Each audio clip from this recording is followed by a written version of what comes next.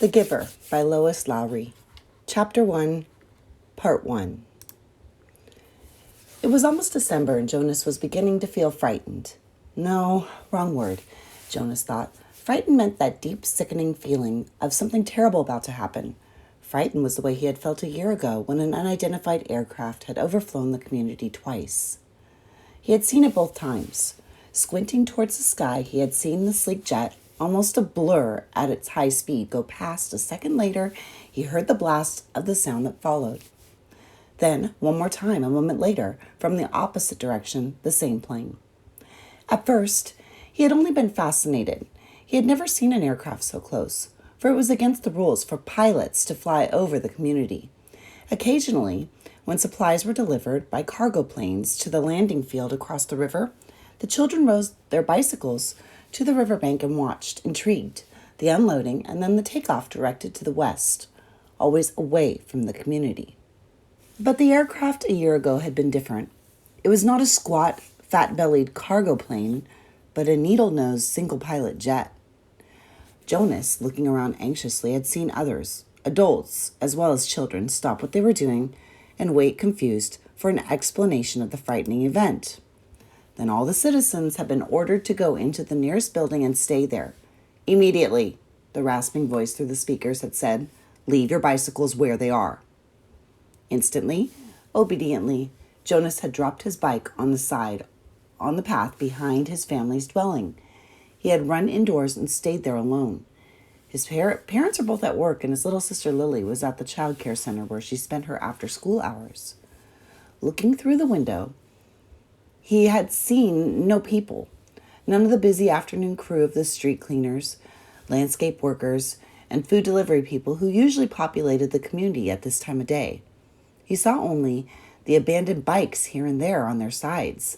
An upturned wheel on one was still revolving slowly. He had been frightened then. The sense of his own community silent, waiting, had made his stomach churn.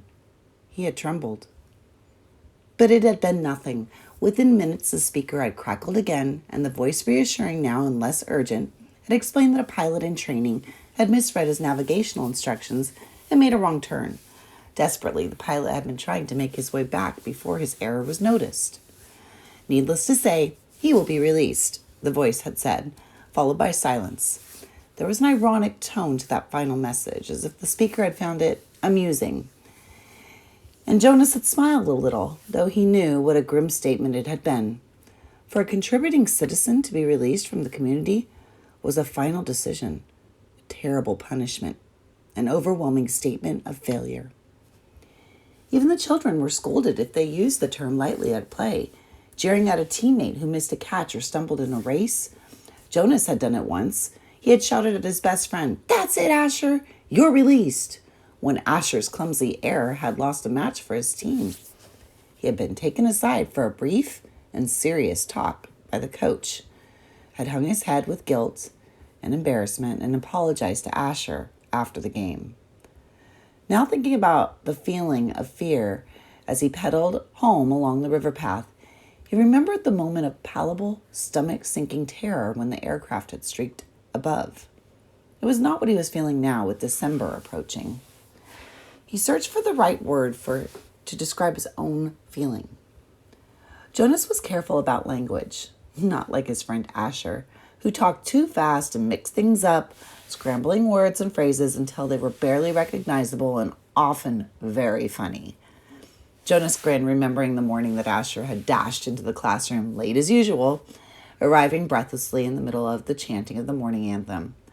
When the class took their seats at the conclusion of the patriotic hymn, Asher remained standing to make his public apology as was required. "I apologize for inconveniencing my learning community." Asher ran through the standard apology phrase rapidly, still catching his breath.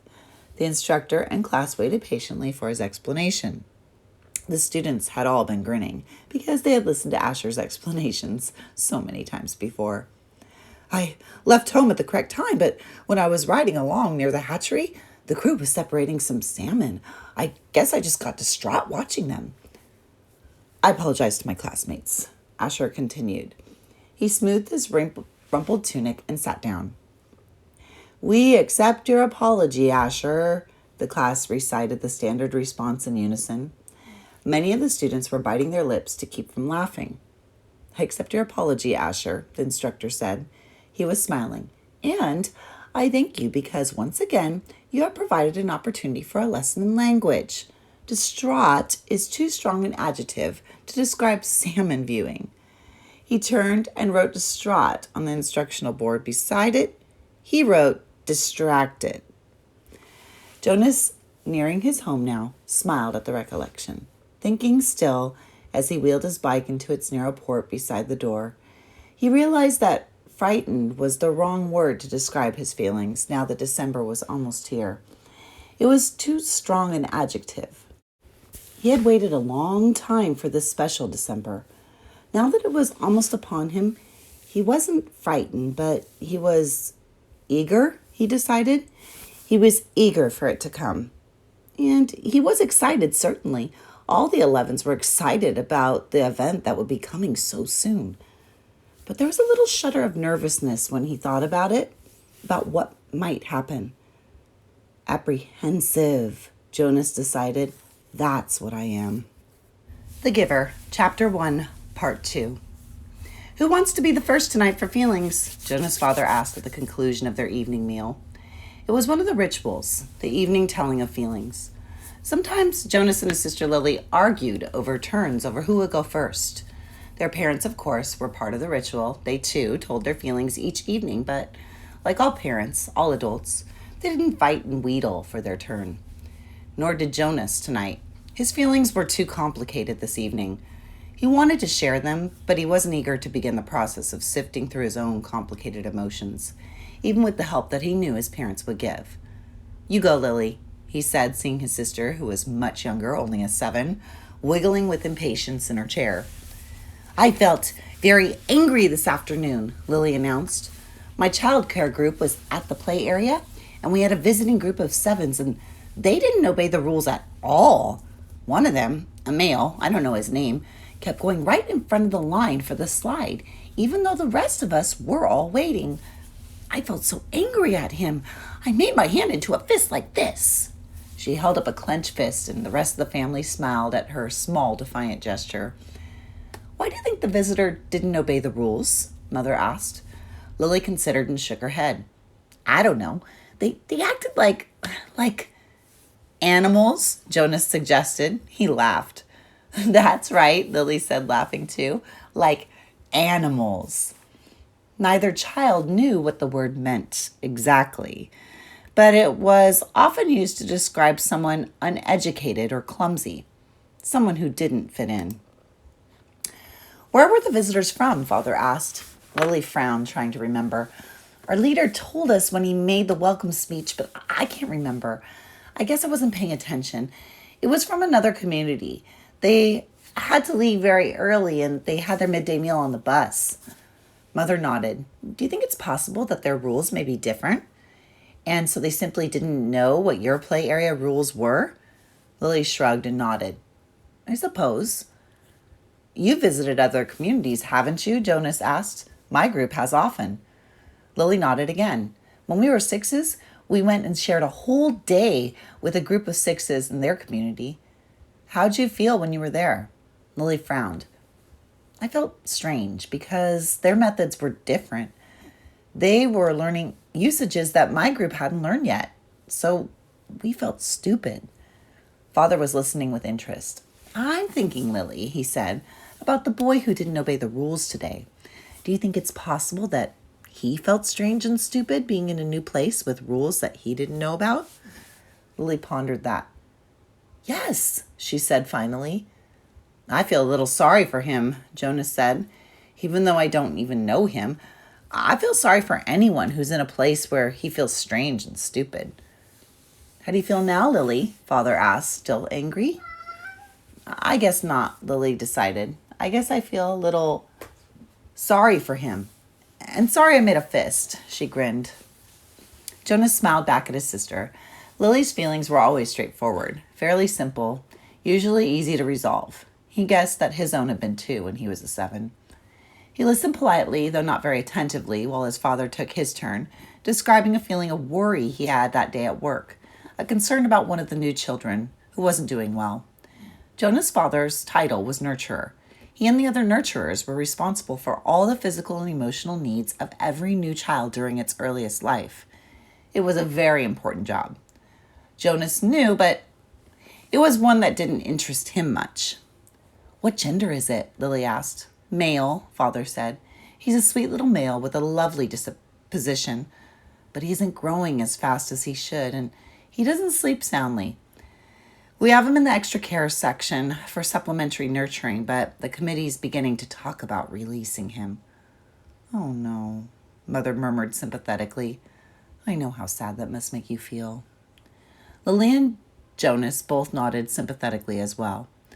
Release of new children was always sad because they hadn't had a chance to enjoy life within the community yet, and they hadn't done anything wrong. There were only two reasons of release, which were not punishment. Release of the elderly, which was a time of celebration for life, well and fully lived, and release of a new child, which also brought a sense of what could we have done. This was especially troubling for the nurturers like Father, who felt they had failed somehow, but it happened very rarely. "Well," Father said, "I'm going to keep trying. I may ask the committee for permission to bring him here at night, if you don't mind. You know how the night crew nurturers are like. I think this little guy needs something extra." "Of course," Mother said, and Lily and Jonas nodded. They had heard Father complain about the night crew before. It was a lesser job, night crew nurturing, assigned to those who lacked the interest or skills or insight for more vital jobs of the daytime hours. Most of the people on the night crew had not even been given spouses because they lacked somehow the essential capacity to connect to others, which was required for the creation of a family unit. "Maybe we could even keep him," Lily suggested sweetly, trying to look innocent. The look was fake. Jonas knew. They all knew. "Lily," Mother reminded her, smiling, "you know the rules. 2 children, 1 male, 1 female to each family unit. It was written very clearly in the rules." Lily giggled. "Well," she said, I thought maybe just this once." Next, Mother, who had a prominent position in the Department of Justice, talked about her feelings. Today, a repeat offender had been brought before her. Someone who had broken the rules before. Someone whom she hoped had been adequately and fairly punished, and who had been restored to his place, to his job, his home, his family unit. To see him brought before her a second time caused her overwhelming feelings of frustration and anger, and even guilt that she hadn't made a difference in his life. "I feel frightened too for him," she confessed. "You know that there's no third chance. The rules say that if there's a third transgression, he simply has to be released." Jonas shivered. He knew it happened. There was even a boy in his group of 11s whose father had been released years before. No one ever mentioned it. The disgrace was unspeakable. It was hard to imagine. Lily stood up and went to her mother. She stroked her mother's arm. From his place at the table, Father reached over and took her hand, and Jonas reached for the other. One by one, they comforted her. Soon, she smiled and thanked them, murmured she felt soothed. The ritual continued. "Jonas," Father asked, "your last tonight." Jonas sighed. This evening he almost would have preferred to keep his feelings hidden, but it was, of course, against the rules. "I'm feeling apprehensive," he confessed, glad that the appropriate descriptive word had finally come to him. "Why is that, son?" His father looked concerned. "I know there's really nothing to worry about," Jonas explained, "and that every adult has been through it. I know you have, Father, and you too, Mother, but it's the ceremony that I'm apprehensive about. It's almost December." Lily looked up, her eyes wide. "Oh, the ceremony of 12, she whispered in an awed voice. Even the smallest children, Lily's age and younger, knew it lay in the future for each of them. "I'm glad you told us of your feelings," Father said.